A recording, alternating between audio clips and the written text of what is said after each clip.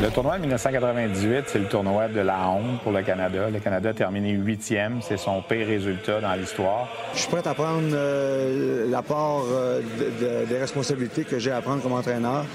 Mais il ne faudrait pas, comme on le fait à tous les coups, excuser les joueurs non plus.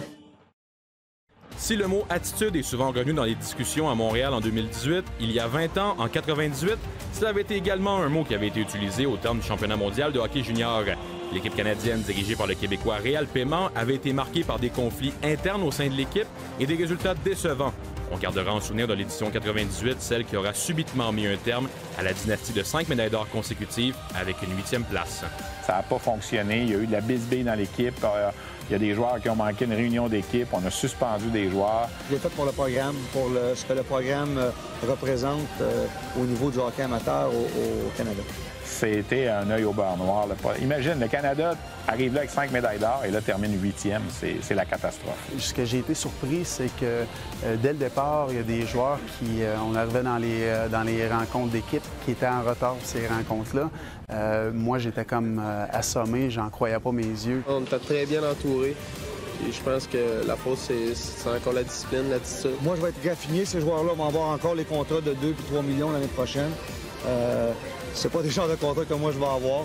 Revenons sur le match marquant qui guidera cette équipe vers la déconfiture. Après 2 victoires et 2 défaites en ronde préliminaire, le Canada doit affronter la Russie en quart de finale dans un match qui restera comme l'un des plus inusités de l'histoire du programme. Il s'est passé un incident diplomatique. Le Canada est parti de Helsinki pour aller jouer à Hämeenlinna, qui était à peu près à 1h15 de route. Et le Canada avait emmené seulement ses chandails rouges, pensant qu'il pouvait jouer avec ses chandails rouges. Et quand ils sont arrivés à l'autre amphithéâtre, les deux équipes ont sauté sur la glace pour la période d'échauffement. Les Russes étaient en rouge et le Canada était en rouge. Et les Russes, qui avaient leur équipement en blanc dans cet amphithéâtre-là, parce qu'ils avaient joué dans cet amphithéâtre-là, ils ont dit « Niet. Nous, on est l'équipe locale, on garde nos chandails rouges. » Alors, le Canada a joué la première période de ce match-là avec des chandails blancs qu'on avait loués au Pro Shop de l'Arena à Hämeenlinna. Imagine, tu joues un championnat du monde de hockey junior, tu représentes le Canada, puis tu as des chandails finlandais sur le dos avec des marques un peu partout. Ça n'avait aucun bon sens. Dave, bonne nouvelle pour nos représentants canadiens. Les chandails sont arrivés à Hämeenlinna. Voilà les préposés à l'équipement de l'équipe. Donc, en deuxième période, vous le voyez présentement, le Canada a retrouvé ses chandails unifoliés. Et à cette époque-là, on se disait, nous, peut-être que ça va servir de motivation. Tu sais, peut-être que les Canadiens... Parce que, honnêtement, les Russes auraient pu faire un effort pour changer de chandail et n'ont jamais voulu le faire. L'équipe canadienne aura-t-elle été déconcentrée plutôt que motivée par cet événement? Eh bien, quoi qu'il en soit, elle perdra ce quart de finale en prolongation contre les Russes. Le Canada perdra ensuite contre les États-Unis dans un match pour la 5e place, puis l'insulte suprême se produira dans le dernier duel. Avec à l'enjeu la 7e place au classement, le Canada baissera pavillon 6-3 face au Kazakhstan, la défaite la plus improbable de son histoire.